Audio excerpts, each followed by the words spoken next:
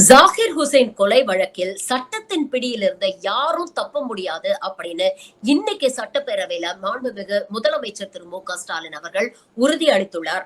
அவர் சொல்லியிருக்கிறது என்ன அப்படின்னு பாத்தீங்கன்னா, நெல்லையில் ஓய்வு பெற்ற எஸ்ஐ ஜாகிர் ஹுசைன் கொலை வழக்கில் இருவர் சரணடைந்து உள்ளனர்.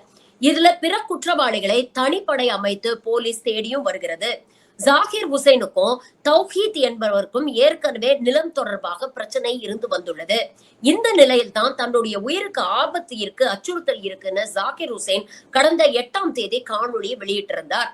இதைத் தொடர்ந்து எதிர்த்தரப்பை அழைத்து விசாரணை நடைபெற்று வந்துள்ளது. இந்த நிலையில் தான் ஒரு கும்பல் ஜாகிர் ஹுசைனை அவர் தொழுகை முடிச்சுட்டு வெளியில வரும்பொழுது வெட்டி சாச்சிருக்கிறாங்க.